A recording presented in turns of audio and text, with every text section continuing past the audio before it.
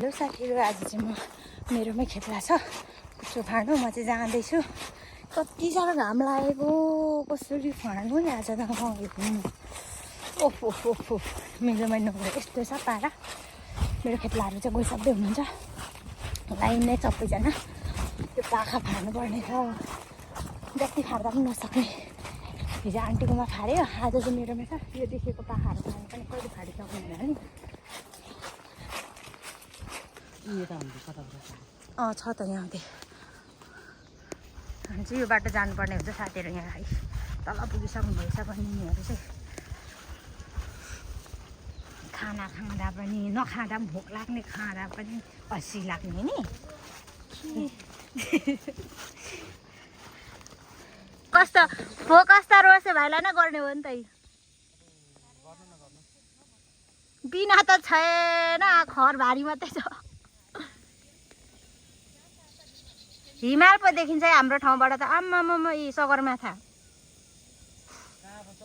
ए हिमाल हेर्नु हुने भने हाम्रो गाउँमा आउँदा हुन्छ साथीहरू। एभरेस्ट चढ्नै पर्दैन क्या हाम्रोबाट। हिमाल यति मजाले देखिन्छ साथीहरू। आउनु होला तपाईँहरू पनि हेर्नुहुन्छ भने। कुन खालको घाम क्या यो मामा?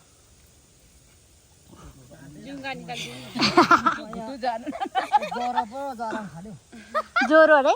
घामले ज्वरो आयो भर्खर अलिक दिउ पनि।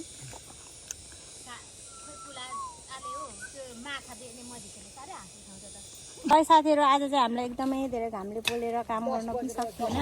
अनि अब फेरि हामी बसेर डिउहरू यहाँ खाएर अनि अब फेरि काममा लागेको।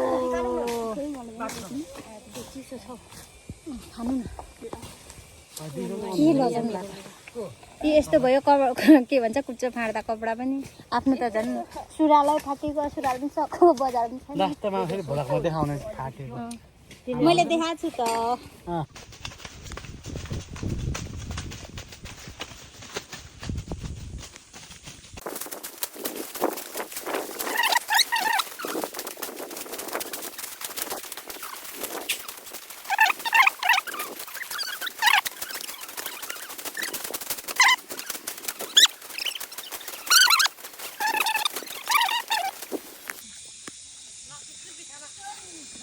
जिन्दगीमा गरी खानु साह्रो रहेछ।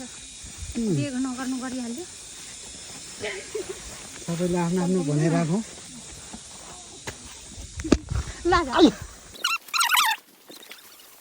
यस्तो खानुपर्छ त।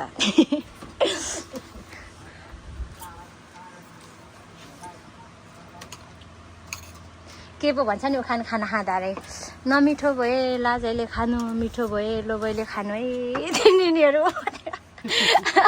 बुढोपाकाहरूले त्यसो भन्छ त। नमिठो भयो भने अरे पाहुना जाँदा लाजैले खानु अरे, मिठो भयो भने लोभैले खानु अरे क्या। साह्रै लजाउनुहुन्छ क्या काकी चाहिँ फेरि।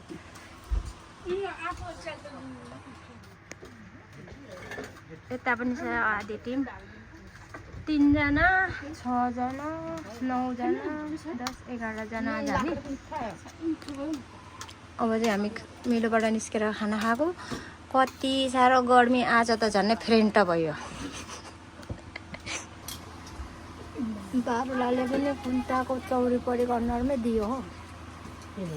बारुलाले नि त्यो फुलेको फुलहरूलाई चुडाएर शिरमा सजाउनु भन्दा बोटमै सजेको राम्रो देखिन्छ फुलहरू।